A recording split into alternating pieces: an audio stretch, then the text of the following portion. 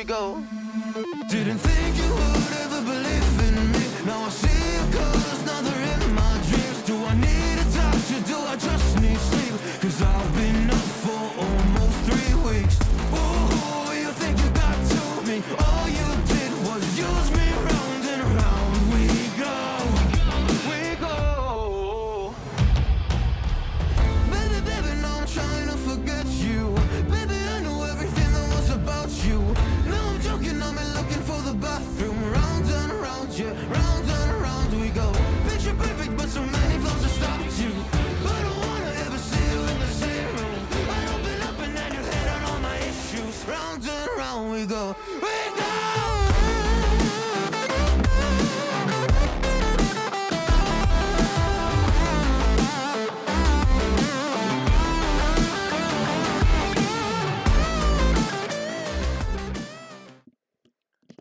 Alrighty, let's see if we can go ahead and get a little bit of a sound check here. Let me unmute that. Hey, Keen, can you hear me? Yeah. Excellent. Here, go ahead and talk again real quick. I want to fix the seagull. I think it's a little messed up right now. 1 2 3 1 2 3. Beautiful. Seems It like looks it's going so okay. good. I'm loving it. Okay, and then last time we were concerned about your volume. And I think I figured out what I was doing wrong. So I think I can crank you up. Go ahead and keep talking. Okay. Test 1 2 3. Yeah, Keen's coming in loud and clear. I love it. Well, Keen, I'm really glad we were able to actually get together, do Too Cool for School. I apologize for Thursday. For anyone that actually does watch this and listen to it, Thursday was completely my fault. I had to cancel last minute, but good to see you. Yeah, good to see you too. All right, well, let's go ahead and get started. We're going to try to keep this episode, like the other ones, to about an hour. And I think we're getting a little bit more organized. So in the past, we've kind of just discussed what's on the top of our mind. We've got some actual notes this time, or at least bullet points that we'll go through. But first and foremost, I wanted to stop and really thank all the supporters for SCU and SCUL. The generosity has really been coming out of the woodwork. We have coffee pages, we've got a Patreon, the Prime subscriptions. All of that is really it's really humbling, honestly. It kind of makes me like blush and almost feel imposter syndrome like almost. But anyway, there's been a lot of support, and I just want to thank all of you. You know who you are. You're all in the community. You're all, participating, and all of that cash is going straight into prize pools. So just wanted to start off there. And then I kind of wanted to just go in and kind of recap and get a good idea of where we're at with SCUL. This is the first season that we're still learning. We'll touch on that. But I want to talk a little bit with Keen about the league standings. I want to go over the player stats and some of the ones that are kind of floating towards the top or struggling to make points for their team. And also look a little bit about the participation. Lessons learned from season 1 on how much participation is actually occurring. Is there an opportunity to expand in future seasons? How deep we go on teams, things along that line. And then we might talk about a couple of matches that have occurred. And then also talk a little bit about the future, changes, announcements, things along those lines. I don't think I have streamer mode on in Discord, so I'm going to have to turn that on here real quick. But before I do, let's go ahead and look at the league standings. And Keen, I want your take on what we predicted, what you thought would happen versus what we're seeing with the standings before we go into the final bracket. So let me transition. Here we are in this really difficult to see for everyone bracket, but what we're looking at right here is the round robin that's been going on for the past 3 weeks, and the seedings have been confirmed. And you can see up here, let me see if I can zoom in a little bit.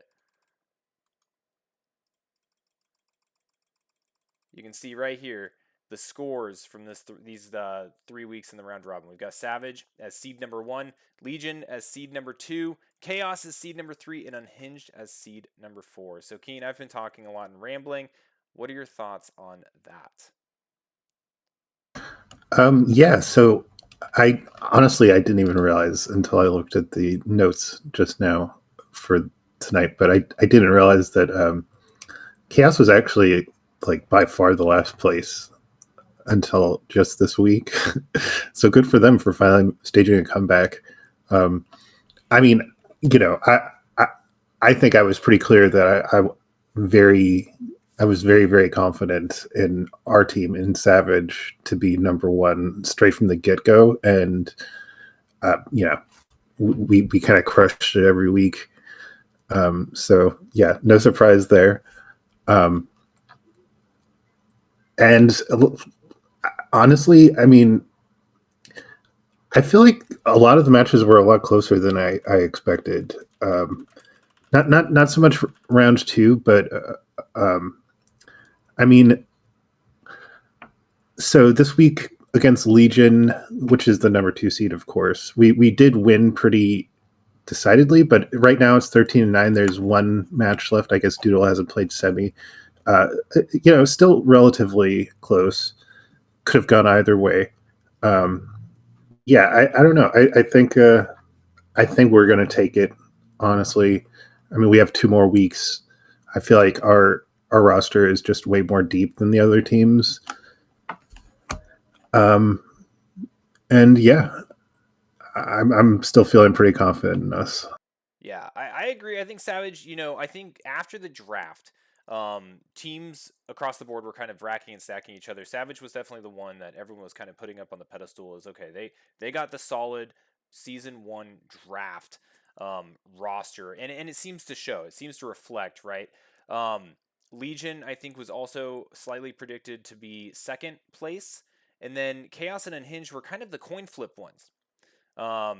Chaos did go into week 3 as 4th seed, and they had a phenomenal week against Unhinged, bringing them up to a 16-6 victory and giving them the points they needed to get seed 3. Now, unfortunately, or fortunately, I don't really know, but in this series, that last minute seed flop pointed out an issue that we need to address. And in the final bracket, seed 3 and seed 4, it didn't really matter, right? If you were seed 3 or seed 4, you still have to play in that match to get up to the next layer. And we'll look at that too as we start looking forward. But I was looking at this and I was trying to identify, what were some interesting things that kind of occurred during this round robin.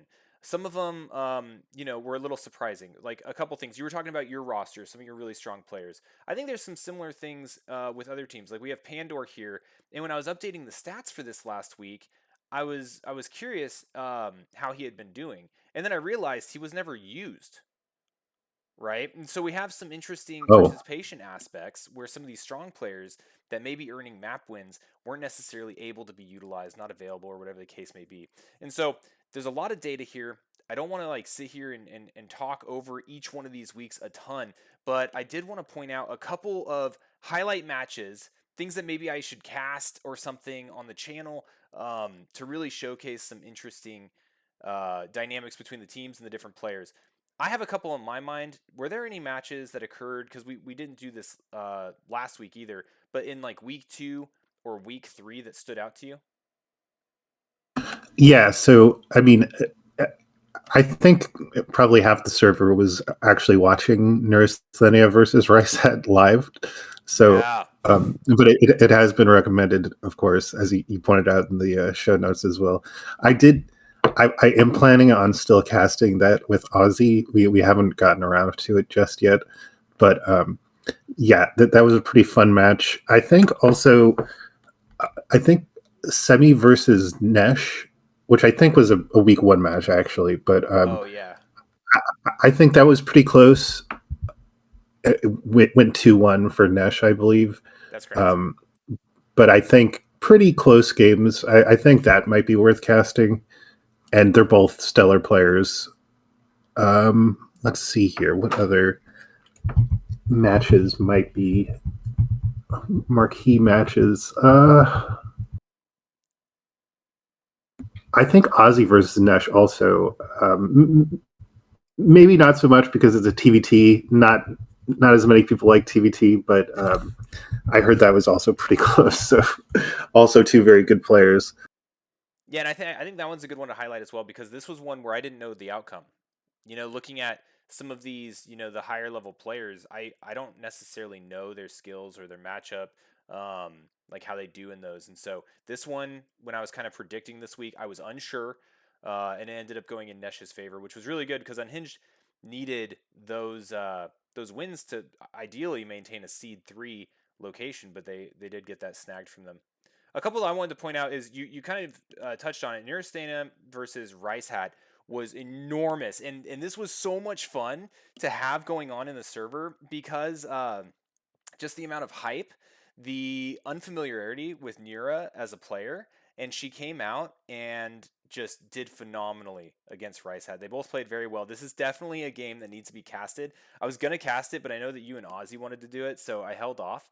And then another one, oh, to this one as well. This one was also fun because I had people that were like StarCraft 2 players in the server, kind of when it started off as a StarCraft 2 server. And one of them hit me up and he was like, "What the heck is going on in the SKU server right now? There's like 100 people in voice chat watching this one match. Is there like some sort of pro or something playing?" And I'm like, "No, it's just it's just Neurasthenia versus Rice Hat." But everyone tuned in. That was probably one of the highest attendance. I wish I had a snapshot of that chat because that was probably one of the biggest hyped matches in the entire SKU like history. And Neurasthenia came out with, I think, an upset.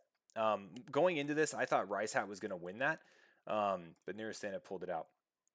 A second one I want to point out. Oh, go ahead. Oh, I was just going to say. Also, I just have to shout out that Nura played a very not unique style, but it's a real throwback, which I love. Just complete Hydra Lurker without Hive, and it's normally pretty weak of a style, but it's one of my favorites of all time. So it was a pleasure to watch that. They were super fun matches. They were really fun to watch. Um, and then the only other one I kind of wanted to bring up, and where was it? It was down here in week 3. It was Hazareth versus Yakub. So this is another one where I think it's about 50-50 with these two, right? They're both really good Protoss players in the server. They have a good amount of experience playing against each other. And what was interesting about this one was kind of the timing and how the numbers were playing out. So this is all filled in now, but over the course of the week, there were points of time where teams have scored enough to secure their seeding.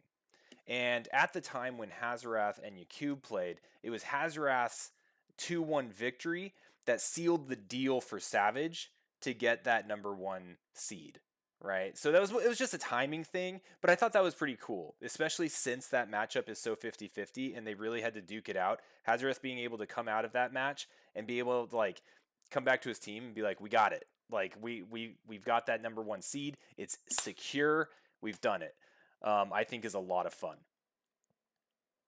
Looking at definitely. Once I found out that I mean it was like a weight lifted off my shoulders. It's always nice to know that you're already first seed before the match is even finished. So that was nice. It is, but how does it also feel going in? Because you played after that fact, right? I think you played today against. Yeah, I did. And so when you go into it, what is the feeling as a player knowing that your seed is already secured? Are you less concerned? I mean, you said a weight is off your shoulder, but there's still the player stats aspect. There's still the prestige aspect. Do you think players are going to care less about their games in a round robin format if their seeding is already decided? I mean, that's a hard question. So I do think that it takes a little bit of pressure off.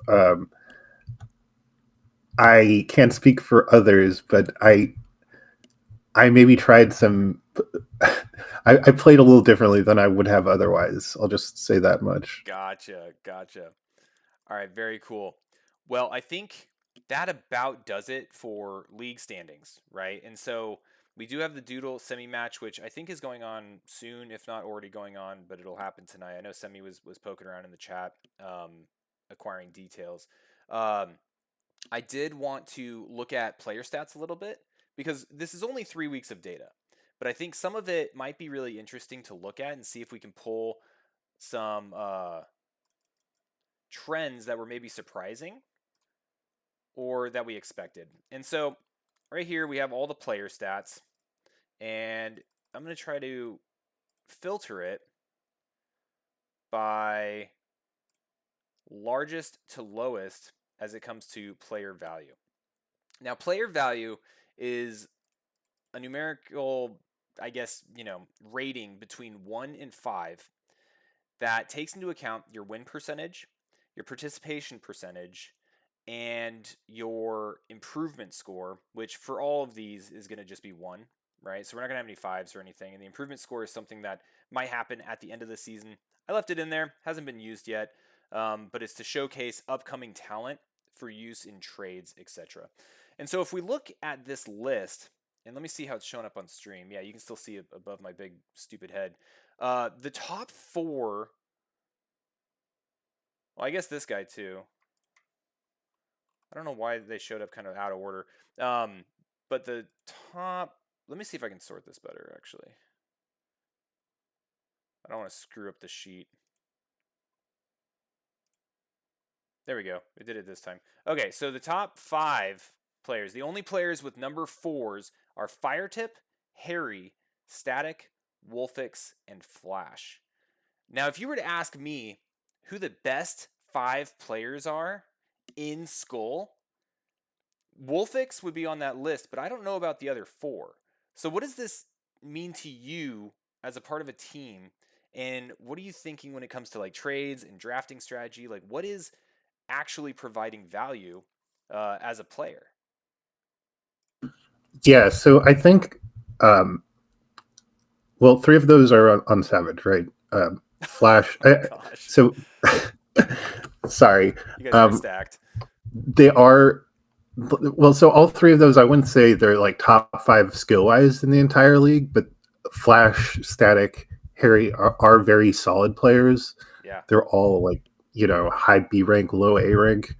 And I mean, I think it just, along with Firetip, it goes to show the effectiveness of good drafting. So that's really like a good job on the captain's part, right?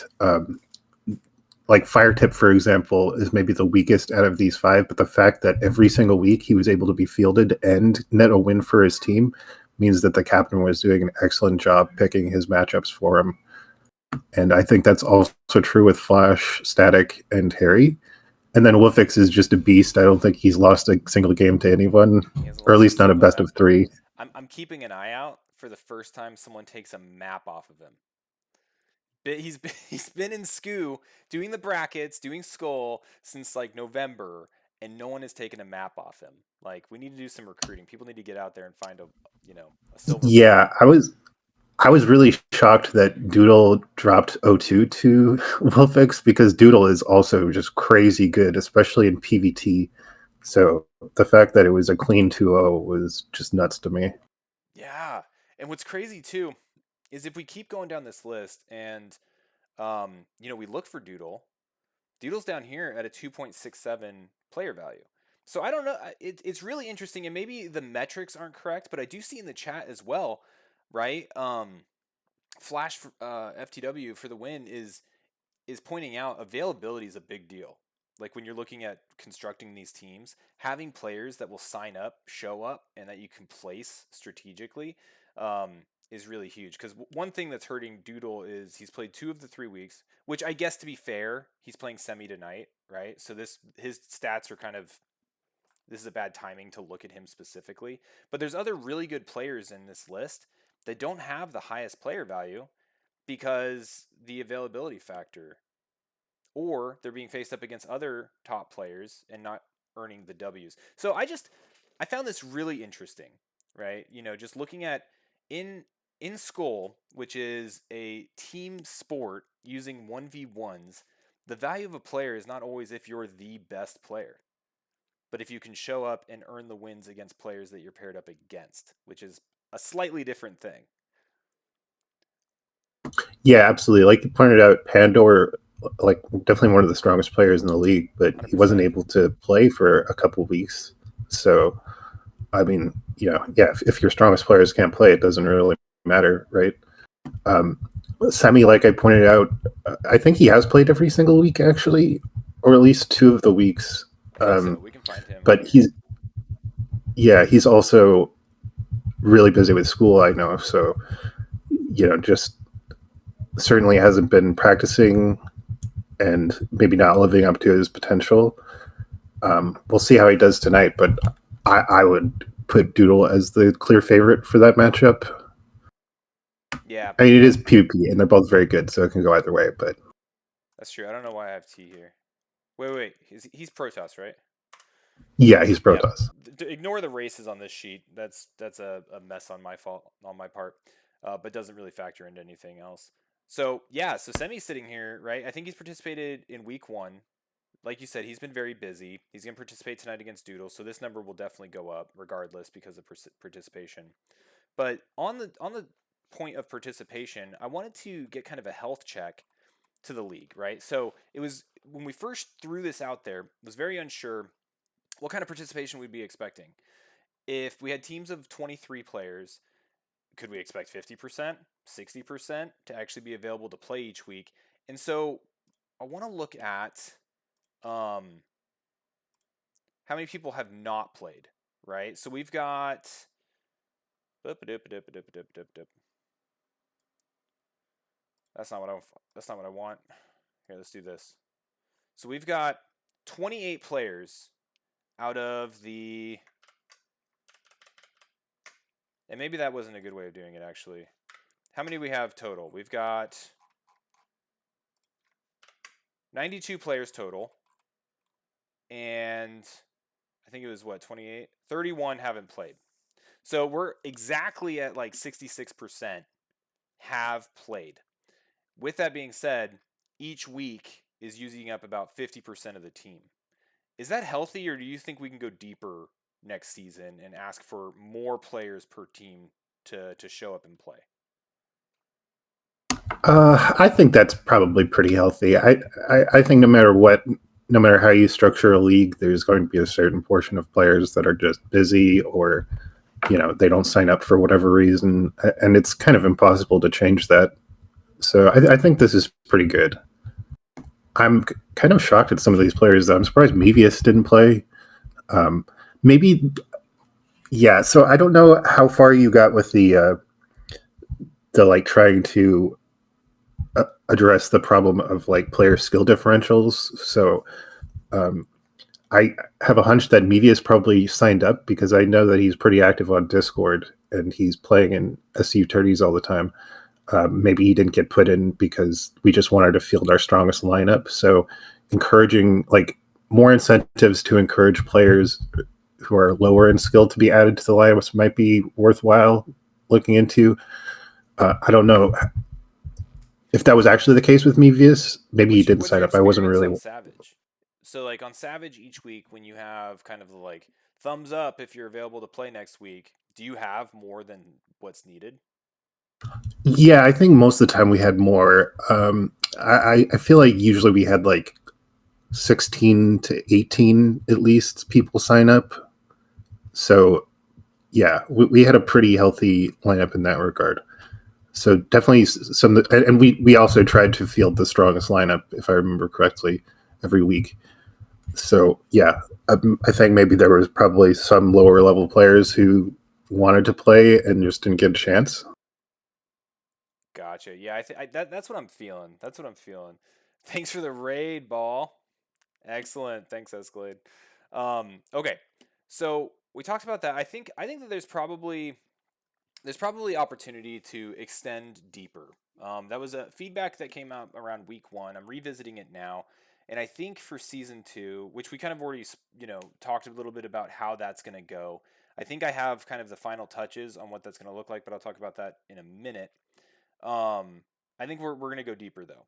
I think we're going to go deeper, and with that, we need to also account for the fact that each draft will likely see more players, like just an assumption, right? And that not a bunch of players are going to be quitting. Thanks for the follow. Really appreciate it. Yeah, the rate of one was huge. I loved it. Um, so we looked at the players. The biggest thing I wanted to kind of point out here was two things. One, the participation level, which is sitting at 60%, which is, I think, pretty dang healthy. Like you were saying, like people are getting in there, they're playing. I think we can do better. I think we can have more people playing and contributing to their team on the scoreboard outside of, practice partners and things like that.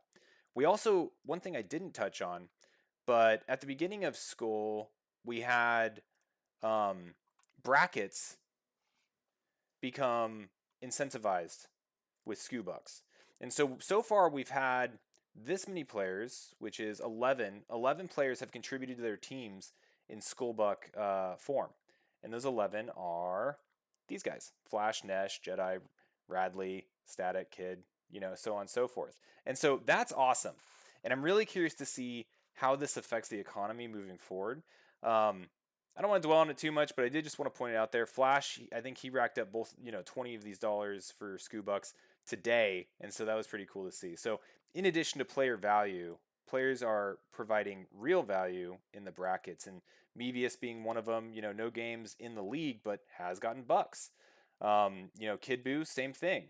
No games in the league, but he's been getting bucks in the brackets. So, something to think of as we start approaching the trade windows in the upcoming drafts. Yeah, yeah. One thing I was thinking of, because also, I mean, I don't know how the timeline is going to shift, but some of these tournaments do take a while to finish up. So Yeah. some players might be in several brackets and not even be able to finish them this season.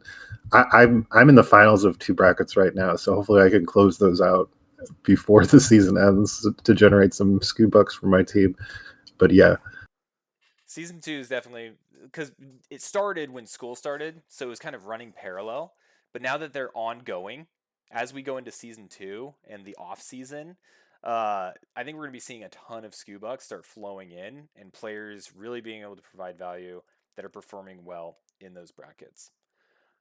Okay, so I wanted to talk a little bit. I think I've strayed really hard away from like our show notes, but I wanted to kind of transition over to finals. We know who our seedings are as teams, but I also want to just reiterate the format and then also get some predictions going for at least the first week, which kicks off tomorrow. And for many, there's already been a game played. Fun fact. People jump on this so fast, but I haven't even made the announcement in Discord as to, maps, players, the challenge links, all those things.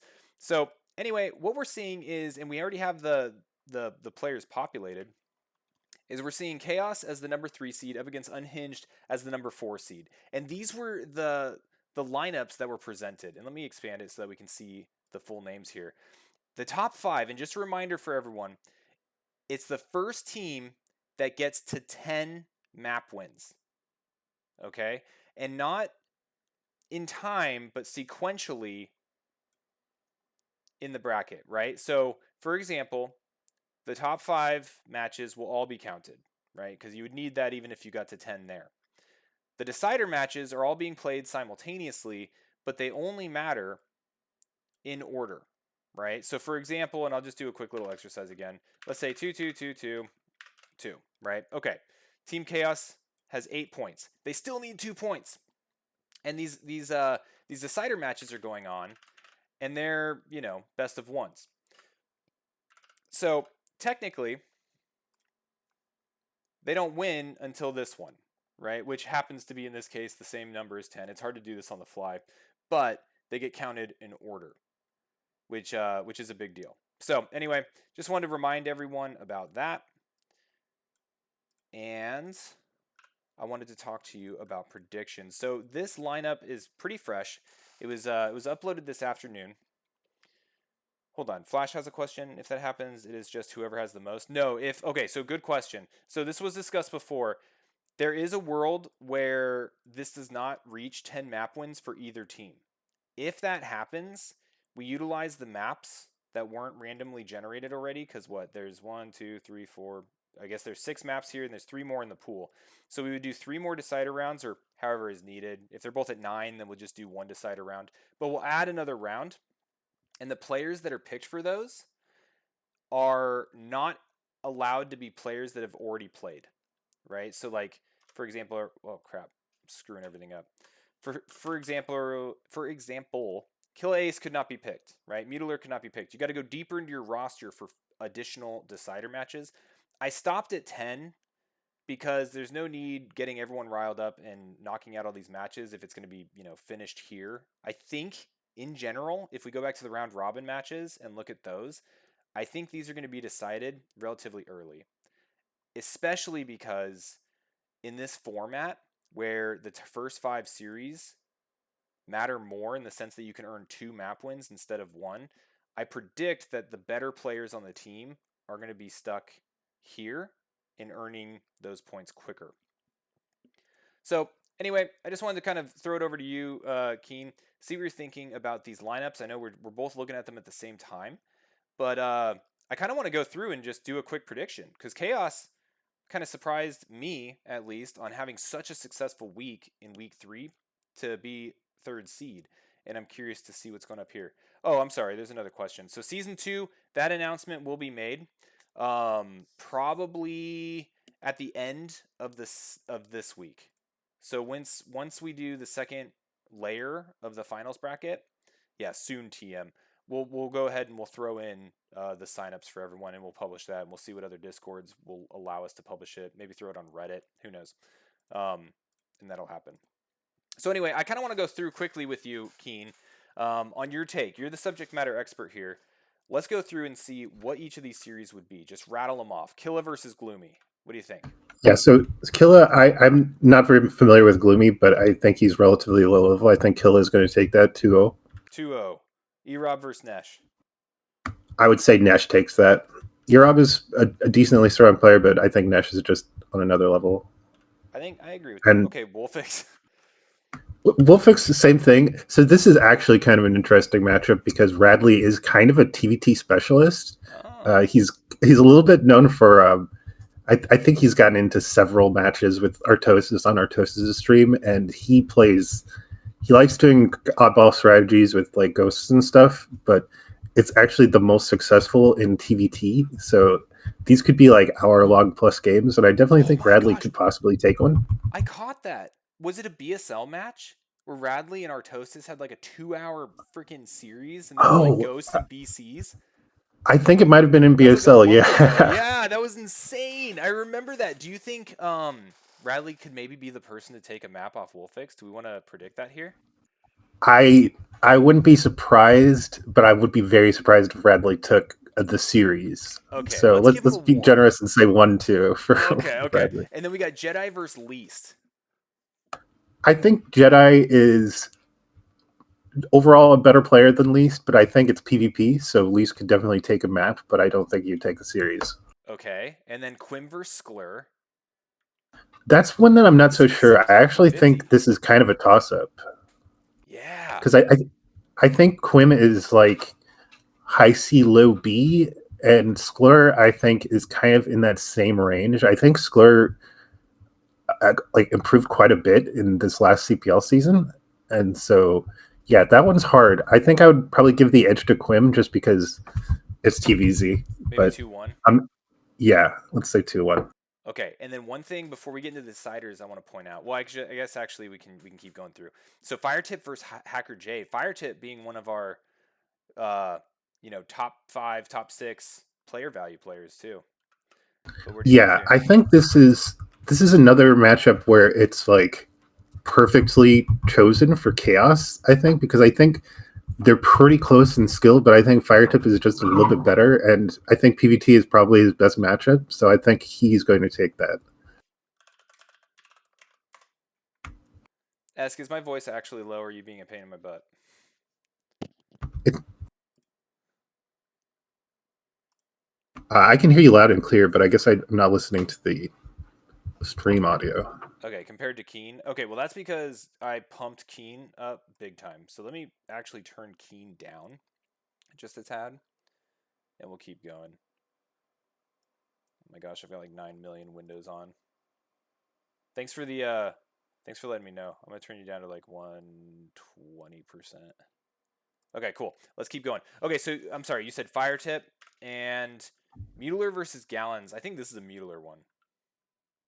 I'm not really familiar with beer gallons. He's good, but I think Mueller is just really strong. JJ Sarah versus Whirlwind. I don't know Whirlwind. I have no idea who Whirlwind is. I apologize to you, Whirlwind, but yeah, I do not know him at all. Okay. So right here is where we're predicting a 10-6 victory for Chaos over Unhinged is at JJ Sayre. Okay, but let's keep going. Discovery versus Renak. This is another toss-up. I think Discovery is like tier 3, tier 4 CPL, and I'm really unfamiliar with Renak, so I'll say it's a toss-up. Let's just say Renak, I guess. I would disagree with you. I'll throw the 1 there, but I think Discovery, if he's tier 3, he's like high tier 3 Terran player. Renak, I don't know. I think I do. Okay, I agree it's going to be a little bit of a toss-up.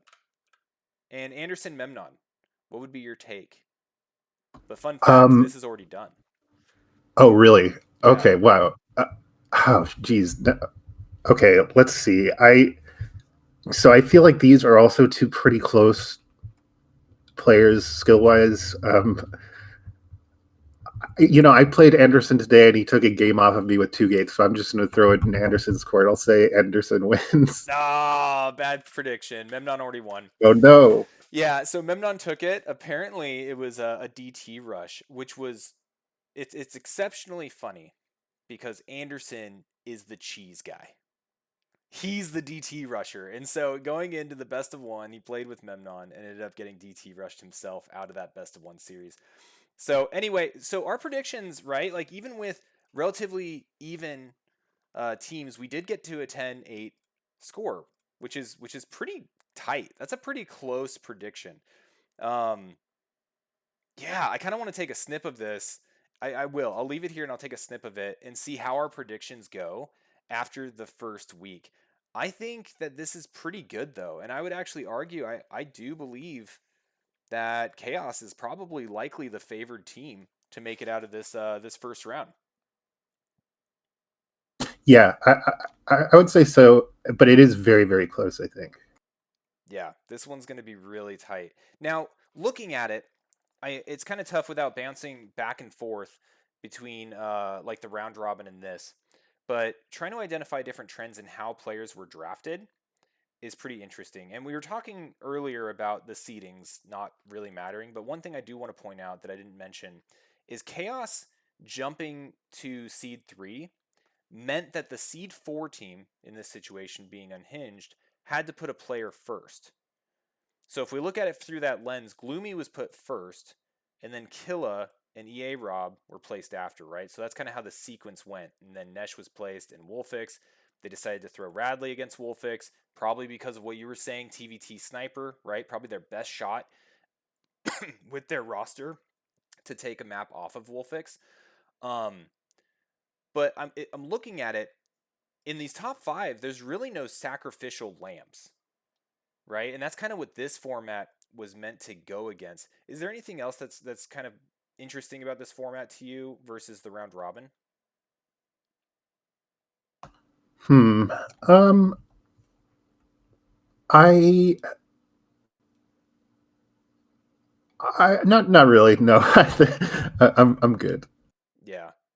And then also to note, decider matches have their own maps, and then Attitude is the starting map for this week. And all those maps were generated on marbles. And so I excuse me. I intended to do that on stream with you. And we'll do that next week, right? So at the end of the stream, what we'll do is we'll do the marbles. We'll pick all the maps for the next match, which is going to be Legion versus whoever the winner is here. What we have predicted is Chaos. We'll do all the marbles maps, and then we'll let the teams go and pick up their lineups. But I think this is a pretty solid prediction. It'll be fun to see what happens. So anything? Yeah. Oh, I'm sorry. Go ahead. Oh, I was just going to say, I guess one thing actually that did come to mind is it seems like all the best players were thrown out in the initial best of threes. So the best of ones are kind of like the fodder for the lower tier players a little bit. And I think it'd be really interesting if teams actually did some like theory crafting with this once they got the list of the maps and had one lower level player just like really specialize. Like Jane Doe, for example, is like kind of the season's like weird map. So if they could send out a sniper on one of these maps and have them really like grind down an interesting build to snipe someone, I think that would be kind of cool. But yeah.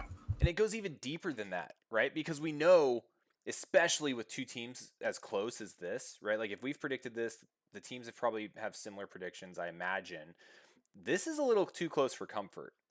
So like if I was on Chaos or Unhinged and I knew that there was 3 additional maps that were not selected, I might start preparing for those too, right? I would get my player that I want on, I don't know which ones weren't selected. It looks like Match Point's not in there. So like let's say Match Point, I would have maybe 1 or 2 players practicing on Match Point, getting ready just in case they need to get called up for decider number 6, decider number 7, so on and so forth, to put that final nail in the coffin. Because by the time it gets here, if we need more deciders, those are going to be some hyped up matches. Like those are going to be 9 versus 9, right? Or something like that. Or 9 versus 6, and they need to keep that other person from getting that final score to stay alive. So you're right. You're absolutely correct. There's a lot of opportunity to prepare and create those map experts. Like I know exactly where to BBS. And on that spirit, I have a strong feeling these are going to be ridden with cheese. And we've already seen it in this map. I don't know if that's a hot take or not, but if you're entering a best of 1, do you think a cheese is the way to go? Oh, definitely. Yeah. 1000%. And so if we have 2 players cheesing, I don't know. It's gonna make for some interesting matches, I think. Renak has an interesting question. Are we going to Gamba Scoopux on the whole set? Oh, I gosh. wonder. Yeah, I don't know if you've thought about this at all, but they did have gambling in CPL. Maybe we could make a side market for that or something. Because if there's one thing that the players love, it's gambling. I think Gamba will need to make an occurrence. I think that in order for Gamba to be effective, it needs to be player based, and players need to have their own wallets of Scubucks, not just teams having Scubucks. The only thing preventing me from doing that right now is the complexity involved, and the fact that season 1 is a little bit about calibrating and seeing how the economies work, right? Because I can make up numbers all day long and be like, yeah, sure, $50 here, 50 Scubucks for this, 50 Scubucks for that. But then I don't know how bad that snowballs. So everything has been very, very conservative. and very, very tight held so that we can see a season play out and be like, okay, 50 SCU bucks is a lot, right? Like, yeah, that's mini Rennek, by the way, his Oh, the other brother. And then wait, are they actually brothers? yeah, uh, Oh shit, that's awesome. yeah, and anyway, I kind of lost my train of thought, but the bottom line is I want that. We're not ready for that yet. But that is actually a pretty good segue to move forward and kind of talk about things that we can be expecting going into the next season. You want to do that, or do you have any other thoughts on this bracket, the finals, how the round robin went? Did you actually? I do want to pause real quick. Let's do that real quick. I want to ask your opinion on how the round robin went and if it worked in serving the purpose of players taking it seriously, knowing that each match kind of led towards their seeding in the finals. Um, so yeah, I can only speak from my own experience on Savage, but I think our players did take it pretty seriously. I feel like pretty much every week, everyone with the exception of Aussie for the last week signed up. So like all of our best players were signing up pretty much every week, and yeah, I think our team in particular did a really good job in that regard. Um, and even on week 3, I think we had a pretty clear advantage despite not having Aussie.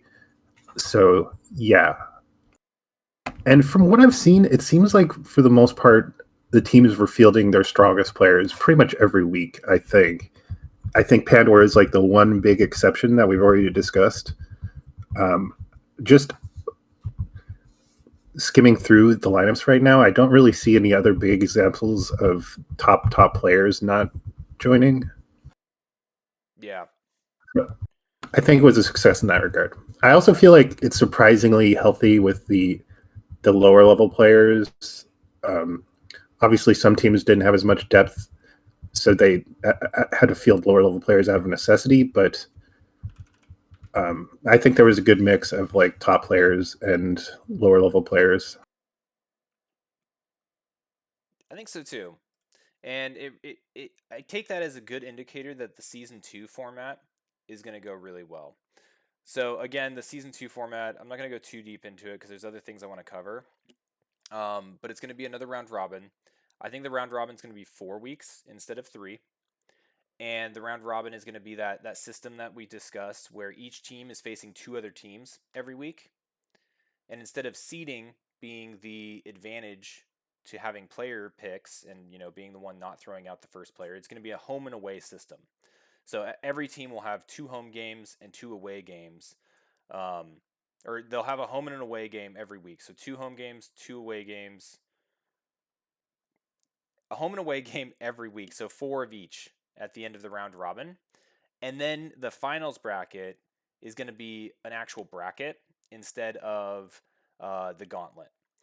And the reason there being, we didn't discuss about it too much, but I am a little bit curious about team sentiment and attention and, the give a shit factor when we only have 2 teams playing a week.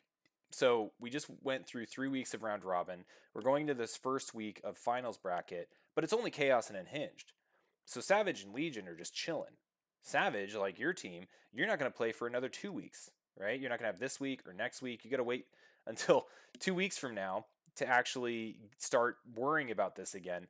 And I think that we can probably avoid that with using seeding into a normal bracket, right? Like first seed plays fourth seed, second seed plays third seed, then there's the finals, and then there's the third place match, and that still equals 6 weeks. I think that'll be effective at keeping everyone engaged. Yeah, I like that idea. I honestly I don't mind the fact that we have 2 weeks off either. Initially, I was like a little worried because I thought maybe like people will just get complacent or something and stop getting active or just like lose interest. But I was also just thinking it's actually a little nice that we have some downtime because 3 weeks have gone by so quickly, and so maybe we can maybe I should spearhead some kind of like team practice night or something because we have been pretty active on the Discord talking about like, doing research on players and so on every week and chatting about strategies. Awesome. And then the Aussie contingent is like on every night playing together. but I feel like there hasn't been big like gatherings of people to practice together, at least for my normal hours. So it would be cool to get something like that going. I feel like we've dropped the ball just a little bit in that regard, but yeah. Well, Um, that's a great point. And if there is feedback that the gauntlet style makes sense for that, not just having a breather, but to get practice nights, right? Like utilize the advantage of having a couple weeks off and watching these players, because you have the opportunity to see how the teams are picking players, see how those players are doing in certain matchups on certain maps. You could really geek out on it pretty hard, I think. So yeah, I'll stand by for feedback as this finals bracket kind of continues. I was just curious. Yeah. Shoot, I lost my train of thought. This is why I can never actually do a podcast, and I appreciate all like 5 people watching for hanging out. Um, I'm too scatterbrained. Okay, so that makes sense. We talked a little bit about season two. I wanted to talk a little bit about upcoming changes, right? So you were mentioning the changes with finances, opportunity to gamba, and stuff. I am taking this slow, bit by bit, trying not to get over my skis. It is a pretty big undertaking. There's a lot of people. There's more joining, more interest kind of forming. But there are some patch notes that I want to introduce to the season, and it'll probably happen in that same time that we do signups for season two. So probably not this week, but maybe like the end of next week. I'll have all this meshed out. But I'm just going to kind of rattle off through some of them. The first one that I want to make very aware to all the players in school is player mobility opportunities, right? And so the first two things I want to talk about is resignations and trades. So resignations are possible at the end of a season, right? So once the finals has been played, players can resign their team and re-enter the free agent pool. And this is going to be a really interesting thing to see, because it has the potential to really upend teams, right? Like, for example, Savage, super deep, tons of players. What if the top 5, 6 players from Savage all decide to resign and re-enter the free agent pool at the same time? Well, that really skews things, right? So it'll be really interesting to see what happens, and to kind of disincentivize resignation, or at least mitigate the risk associated with all the big players leaving one team and maybe joining another team through the draft system, is a cooldown window, right? So what we'll have, and you know what, I'm going to transition us to the broadcast room so I'm not distracting myself with the Excel sheet. But resignations, a player can resign. There's nothing anyone can do, right? The player gets their choice. They're gone. They're in the free agent pool. What will happen to them, though, is when they're next picked up by a team, which can be the team that they resigned from during the draft, they will have a 2-week cooldown period. Now, this isn't 2 weeks from the time of draft or time of trade or whatever the case may be, right? It'll be written in a way where the cooldown is 2 weeks of season play, where they cannot be used because they were a previously resigned player. So that's going to be the first change. What do you think of that? Is that fair? Yeah, I would say that's pretty fair. I honestly, I don't think. I mean, I might be shooting myself in the foot saying this, because people do love their drama, and I could see some infighting happening. But I feel like there aren't going to be very many resignations. I feel like there's just no point, at least right now, in doing it, unless you like really had a problem with a bunch of people on the team. So Yeah. I don't think it's going to be an issue at all, honestly. I haven't seen But it a it's whole good. lot either. But maybe when we get to the draft changes, we might address this and see if it changes anything. The next one's trades. So player mobility, a trade window will occur at the end of the season. Eventually, we'll have trades that can happen in between seasons and things along those lines, but that will be more tied to contracts, which is still up in the air as to whether or not that'll be introduced in season two. They're going to come. It's going to happen in some way, shape, or form, but not yet. But with trades, basically, it's being ironed out. But how trades are working is we look at that player value, and there's a fairness lever.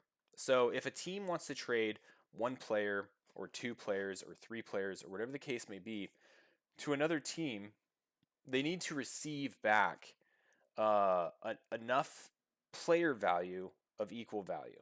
So if we go back to we were looking at Fire Tip, right? Fire Tip's a player value 4. If you trade him, you can't just trade a player value 1 for him. You need to trade up to a player value 4. And if you don't want to trade players up to a 4, so let's say you want to trade a player value 1, you need to add SCU bucks to make that, a reasonable amount of SCU bucks to make that trade fair and approvable. And then I'll approve the trade and it'll go through. Now, one thing to note is that players per trade window can veto one of their trades, right? And this might get hashed out a little bit, but the rough draft is if one player decides to get traded by their team, let's say Fire Tip's getting traded for that number 1 player value in like 100 SCU bucks, Fire Tip can say no, and then they can't trade him, right? Or the other team's players can say no, and they can't trade him. But it only works once per trade window. So then if you want to try it again during that trade window and trade Fire Tip to Team B for a similar trade, there's no veto opportunity. So that's kind of how it's being lined up now. What are your thoughts on that? Yeah, that's interesting. I don't know. I feel like so I just saw today apparently our team did our first trade, and I'm not entirely sure what the line of thinking was behind that. What's that? There's been no trades. I have approved. Oh, really? Trades. Oh, they were like, I think they thought they traded Goon for someone. Oh, hell no. Mick, are you here?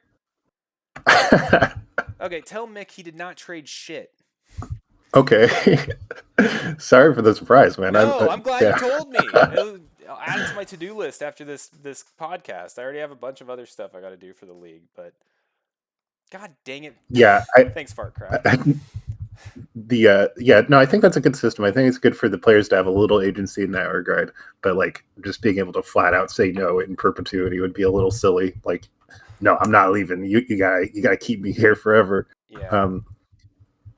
And Fartcraft, to your point in chat, there is a trading channel for the captains and myself, but there's no. God dang it! And Goon was super. Freaking A, Mick. If you're here, speak up. There is a channel. Trade opportunities have been getting discussed, but there's been no green light. So tell Goon he's safe for now, and I'll talk to the captains. But that's fine. I mean, I'm making a little bit more of a deal of it than it is, but like I said, like there's controls, and those controls need to be implemented first before we start moving players. Yeah, maybe we're seeing the seeds of our first resignation in the league. Yeah, right? Nothing says I'm going to leave this team then. Hey, by the way, you're gone now. Oh my gosh. Okay, well, thanks for bringing that up.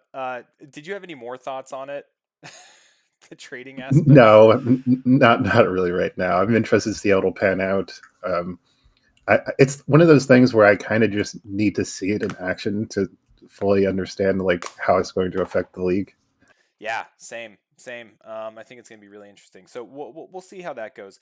The next thing, so okay, Mini Rennick, to your question about what happens if a captain resigns. So captain mobility is 100% allowed. So how this works is if a captain decides to step down from being captain or resign from their team, the one thing I'm asking, I have no authority, right? This is just a bunch of dudes playing a beer league. But the respectful thing to do is play out the season. Right? So a captain's expectation is that they exist for at least the entire season, from draft to end. Before they give up their spot, the team owes a captain. So the captain needs to come from within the currently existing team.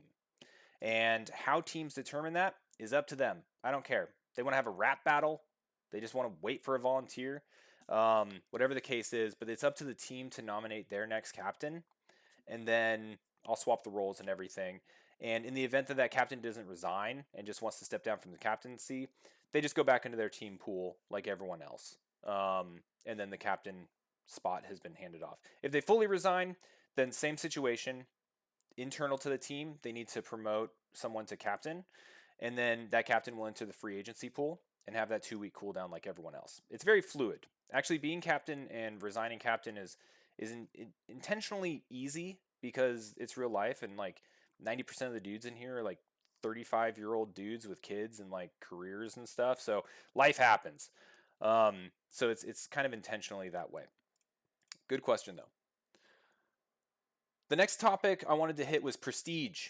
So I was talking a little bit earlier about calibration of the economy, and something that I don't see discussed much among the teams, and it's probably because it's not very visible yet, because it's kind of an after season visibility thing, is prestige. And I'm gonna go back to the big screen here real quick, just to re kind of describe what I'm talking about. So prestige is meant to be the reason we're playing, right? I mean, I intend to have like digital trophies, like a Hall of Fame, maybe player cards and stuff for recognition of teams that finish well in the finals. None of that's published yet, though. I haven't said anything about it because it's still up in the air. But prestige is the thing that carries with your team, no matter who's on it, whenever. We could be on SCUL season 500, and the prestige you earned from season 1 is still there. Now, how prestige was built to work, right? And I apologize for those that have paid attention to the other ones and are having to hear this again, is you earn it with match wins being the primary way. You earn 1 prestige for your team per match win. You get additional prestige, and this is the main prize, for winning the championship, being second place, and for being third and fourth. You get prestige, 0.25 prestige for unique player that you field. So if you get fielded at any point during the season, you get 0.25 prestige for your team. Just that one time, it's per unique player. If you never have to forfeit and you get 100% roster participation, you get +1 for each of those. Now, at the end of the season, the injection of money to the teams comes from prestige. So you get 75 SCU for the end of the season, and then the amount of prestige you earned times 5. But it's capped, right? And again, this was because of me just trying to be hyper conservative. You can only earn a max of 25 prestige that will be accounted for the rebate. So the max amount of SCU you're going to get, SCU bucks, is going to be 200. And then that's the season flow stuff. Okay, so that's prestige in a nutshell. It's your overall team, like over time, you can say, hey, Team Savage is badass. You know, we have 500 prestige, so on and so forth. But the rebate aspect of it, I think, needs a little bit of a recalibration. And the reason I'm saying that is if we look here. So if you look here, Savage is already maxed out. Savage already has 26 prestige. So the incentive to keep winning for SCU bucks is actually very low. They're already at their 200 SCU bucks. Legion, they need 2 match wins to hit that. The other teams, and if you think about this, they're lower, right? 18, 16, but they're going to have the most opportunity for games to play because they have the most opportunity for weeks to climb up the ladder in finals. The team that wins next week is likely going to get to 25, and the team that doesn't is also going to get an injection here that's pretty heavy. So this was overall overly conservative. And so I just want to point out, one change will be an increase in prestige that counts towards rebates in the next season. Probably something along the lines of 30 or 35. Now, I just said a ton of words. Keen, do you have any opinion on the prestige? Have you been tracking it? Does it get discussed? Are there player drafts at all based on getting that 0.25 or anything like that? No, we haven't discussed prestige at all. I didn't think so. I don't think this is really on the radar of many teams. It's kind of like an afterthought. But it's something that I'm looking at. And for anyone that has dove into this sheet and have looked at the prestige counts, you know, anyone nerding out over this aspect of the league, it's going to adjust. Okay, so that's the likely thing there. Okay, so the next thing I wanted to talk about, let's go back to the big room. Here we are, is the draft. So the draft is going to undergo a couple of changes, and this will all be published. The next draft will occur after trades and after rebates. So how the between seasons are going to go is it's going to be end of season. Everyone's going to get their SCU injection based on their prestige, right? At that same time, kind of simultaneously, players will be able to resign. The trade window will open. And then trades can occur after everyone's healthy on cash. And then after the trade window, it'll be concluded by the draft night. The draft night itself will be the last event prior to the next season, just like we did last time. I think we did a Friday draft, and then Sunday was like the first game, or like we needed lineups in. So it'll be very similar. And we're not going to do the 75% rule. And a lot of this has already been stated, but anyway, we're not going to do the 75% rule. The big change that hasn't been spoken to the broader community is that we're going to use the draft as a mechanism for the lower seeded teams to kind of have an opportunity to catch up. And we're going to do that by slowly opening the draft to other teams. So the very first round of the draft, the blind is going to start with the lowest seeded team, and it's only going to be the lowest two teams on that first round. So how this would look would be like, let's say I'm just going to use Chaos and Unhinged. Let's say Unhinged is the lowest ranked, and Chaos is the third seed. Only those two will be drafting on the first round.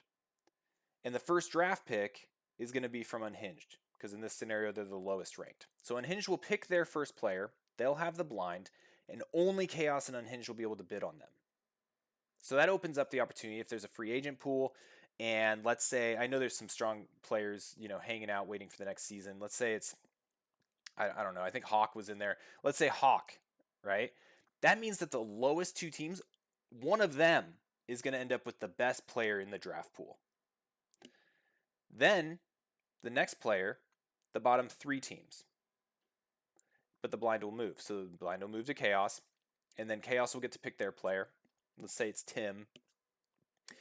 Then it's only, Chaos, Unhinged, and Legion bidding on that player. Then after that, all the teams are in there, and they're good to go. But it at least guarantees two really good players from the free agent pool are guaranteed not to go to the existing first place team. Did that make sense? I kind of babbled a lot. Yeah, absolutely. I think it's definitely good to give the lower seeded teams an advantage. I'm wondering if that's enough. It probably is. I mean, you don't want to go too overboard the other direction, but yeah. Ooh, Farcraft, why do you think it's unfair? I'm curious, because this has been lightly discussed with the captains. Why do good teams get penalized? It's not so much as a penalty as an intentional transformation. You're right, they are penalized in the sense that they are losing out on the top opportunities in the free agent pool. But it's to prevent an unhealthy snowball. And allow for the lower ranking team, well, because it's self-correcting as well, right? So if this was calibrated correctly, which it's not quite yet because everything's conservative, the top place team, the championship team, is going to have the most prestige and the most money, right? So with the most money, if you come into the draft that is no longer a 75% draft and it is purely who has the most money, then every draft, they're going to have the best player. And that over 2 or 3 seasons, that's not going to be fun anymore. If the bottom teams have an opportunity to get the best players, then they're going to be more competitive in that season. But they may not have the money to really go beyond that, right? So, like, they're not going to be able to pick up the mid-tier players. They're not going to be able to get depth. So it's a little bit of a trade-off.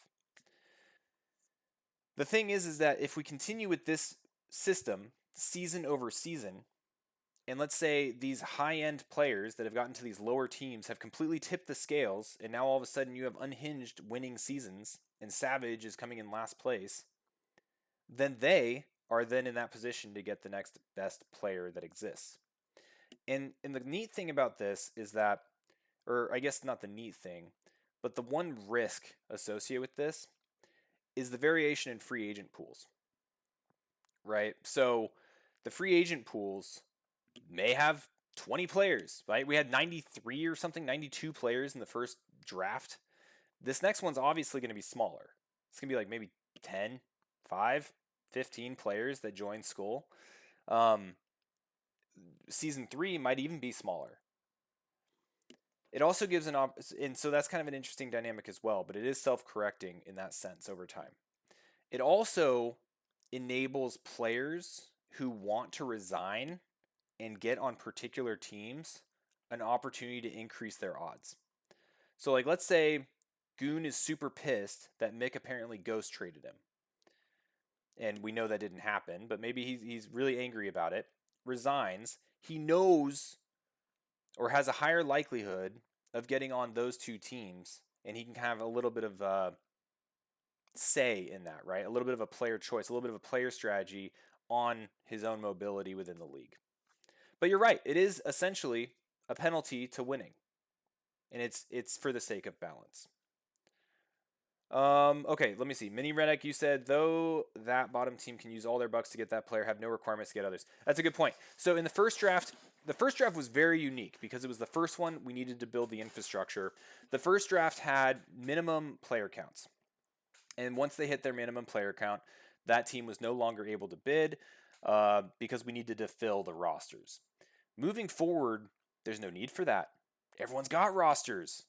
So unless there's an immense amount of resignations and one team or two teams are below the ability to compete in the format for the next season, there's not going to be any requirements for people to have minimum rosters or maximum rosters. You may have teams that pick up everyone, right? Like let's say Savage has a bunch of money, they come in after the third player or at the third player, and they pick up every single other player. That is completely fine, because every other team still has enough to compete, so who cares? So anyway, what are your thoughts, Keen? Is that too penalizing for the top teams? No. Yeah, like I was saying before, I was actually wondering. I think this is probably conservative enough for sure. We'll see how it ends up. I think it's totally natural. I mean, this is how seeding and like player drafting is done in traditional sports, right? I mean, generally the weaker teams get the first draft picks so they can pick up the new talent and kind of dig themselves out of that hole, right? Yeah, and those are in systems where you just pick, right? It's not a bidding system. And what's different Yeah, about this one is it's a bidding system. So if you have everyone, like getting first player pick doesn't matter because you still got to pay for them, so you need that right. additional factor.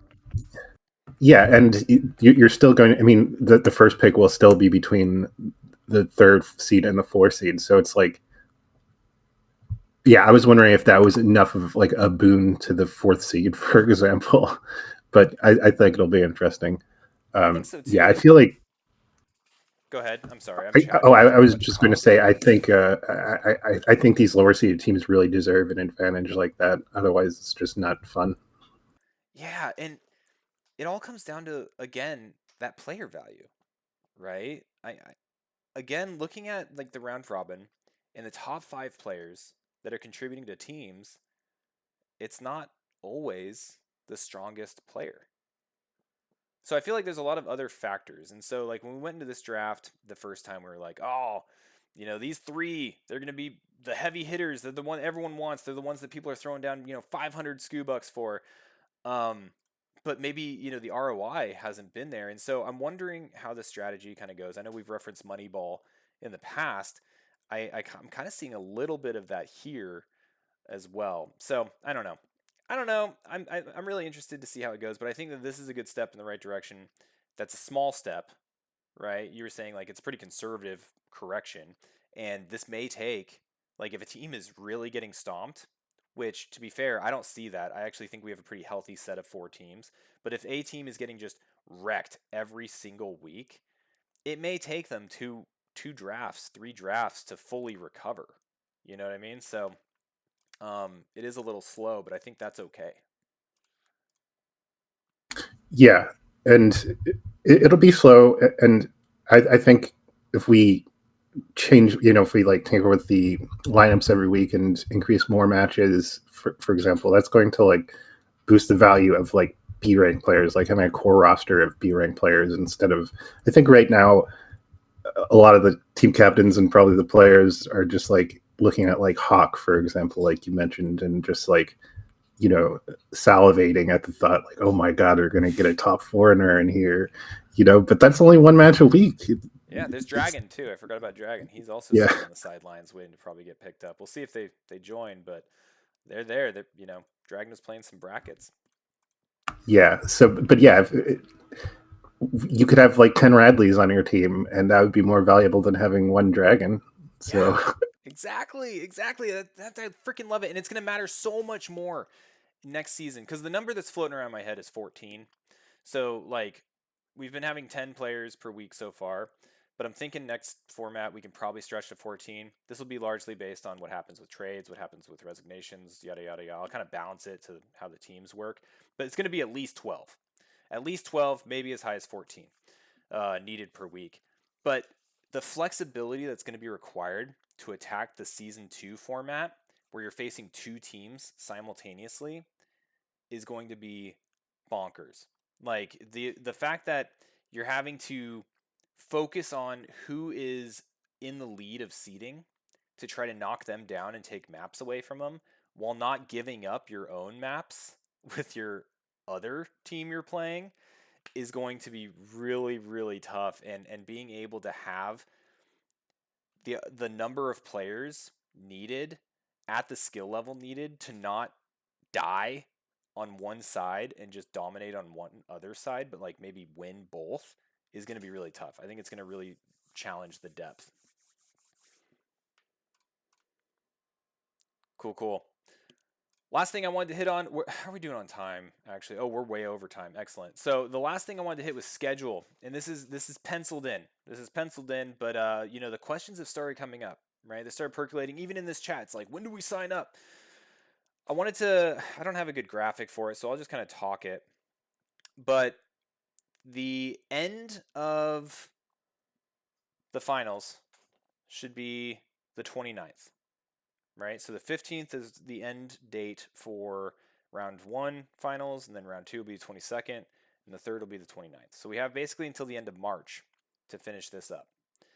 Once that's done, well, let me back up. The week of the 22nd is when we're going to see movement with regard to published changes, signups, things along those lines. All the stuff that's like, hey, come look at us. We're finishing up and about to gear up for round 2. What I'm toying with, none of this is set in stone, is a 2-week off season. And that's aggressive, in my opinion. But I'm thoroughly enjoying this, and I just don't ever want it to stop. So what it would look like, though, is that like the Sunday the 29th, the champion is chosen. We do maybe player awards, we do season awards. I'm still trying to think through creative ways of doing that, some sort of Hall of Fame, some sort of record, some sort of historical space where we can keep all this information. We have a website in the works, but I also want to keep it somewhat in Discord and get that going. So those will be presented. Then there would be the rebates paid out. And then the resignation window would be probably that first week. And then the trade window would be the week after that, leading up to the draft. And then the draft would occur on the 10th of April, and we would kick off season 2 on the 12th of April. Do you think that's too aggressive? Do you think people want more time? Do you think we need less time? I think that's good. I would prefer less time. I think a lot of people, now that CPL especially is over, just kind of want something to fill that hole. So I think 2 weeks is totally fine. It's better to do it faster rather than slower. Yeah, that's my thought too. I'll probably put some more feelers out on there, but for everyone listening, that's kind of the thought right now, right? Season end, everything gets paid out. You have a week to resign your team. And then the next week, you have a 1-week trade window. All the trades happen before the draft being like the cutoff for trades because we need to know wallets and stuff for the draft. Go into the draft, we're off to the races.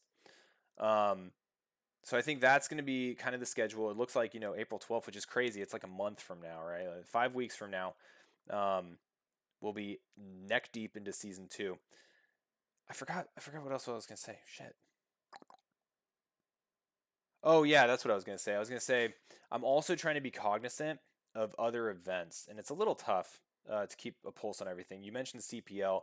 I do intentionally want to take some breaks around the CPL timeframe. I really respect that organization and don't want to step on too many toes. We'll see if it does, right? It's not a huge commitment. If you play in both, you're still only playing 2 StarCraft series a week. Sounds doable for those that are really into it. But also, like, BWCL is kicking off, I think. And I think at the end of this month, it might be going hard in earnest with like Little League and things like that. So, not sure if that's something to worry about with stepping on toes, but I am trying to be cognizant of that. Yeah. So BWCL usually starts like I think it's around like noon PST. I think that is like the deadline for weekly matches. Am I correct in that? I don't Or is know. it This is the first season I've ever paid any attention to BWCL, and it's primarily no, no, no. set I mean for school. for school when most of the matches happen. Well, yeah, like the absolute deadline. It's around like noon PST on Sundays, right? Oh yeah, I think it's like 3 p.m. EST is the default time on Sundays, but the deadline for matches is midnight Sunday. Okay. Yeah, so that's more than enough time because BWCL usually starts like 2 hours before that, and it usually goes pretty quickly. All the players play at the same time, um, except for the 2v2s. Usually, they usually happen after, but yeah, it's usually wrapped up within like an hour or two. So I wouldn't worry too much about stepping on other organizations' toes or anything in that regard. I mean, so Ozzy has been running his own events, and this is like something that he's been struggling with. But um, at a certain point, like weekends are just when people are most available, and you just gotta put your foot down at some point and say like, oh, well, we're gonna do it on Saturday just because there's BSL running doesn't mean we can't do this too. So Yeah, that's a good point. That's something that I've been really struggling with because I mean, there's two principles in the SCU server, right? One, there's always something to sign up for, and two, there's always flexibility in scheduling matches. What that means right now is that you have a week to do them. And with all the support we've been getting for our money tournaments, I've been trying to think of good opportunities outside of the level 3 tournaments to have cash as a valid reward. But it's kind of tough to think of things outside of that format because in order to do so, I would need to have like an event, right? Like come and play in this tournament, sit down for the 3 or 4 hours it takes to knock it all out to get like production value and things like that. Like we've got Crather doing wonderful VODs of like all the money tournament games, but in order to get that kind of hyped up and get people in there playing for cash is a little bit tough. Kind of just a side thought. Not really anything to do with SCUL, but it's tough. It's tough. All right. So those were all the topics I had. I think we were loosely more organized this time. We actually had show notes. I'll do a better job of going through. I want to also get eventually a little bit more graphics and production value on this, and like players and coach interviews, things like that. I think we'll have an opportunity during the finals gauntlet. But is there any closing thoughts from you, Keen? Anything you want to say? Any other things you think we may have missed? no, not really. Once again, thanks for having me. Maybe next time we can get like the captain or a player or two from the team that gets knocked out first. I don't know if that's too cruel, but yeah, We already have the player. just having their retrospective would be nice, and I'd like to hear how the other teams are doing, like team culture wise. I think that would be really interesting. Yeah, that's a great point. Okay, we'll try to get a little bit of a spread. Next time we'll see who we can get on here and get some guests on the show. So if you're watching, you want to be a guest, just hit me up in the Discord. We're gonna try to do this 9:30 EST, 9:30 p.m. EST on Thursdays. So if you're available around that time, or if you're watching these, then you're probably available. Love to get some guests on the show. I'll even make a stupid little cartoon like our seagull here for you. I'll see. I don't know if I can do multiple. I think I can only do one. But we'll get you on and we'll talk to you. We'll do some interviews and stuff. Very cool. Well, with that, let's go ahead and find someone to raid. Send our 10 watchers, 10 viewers to. We got Blander Strudel. Who else we got? StarCraft. Oh, we got Ozzy. We'll raid Ozzy, okay? All right. Well, anyway, thanks everyone, and we'll talk to you next week. And I always say bye, and then we gotta wait 10 seconds until I can actually read. Oh, it looks like Ozzy changed his camera angle too. He's doing some rearranging or something. Oh, nice. All right, see you guys.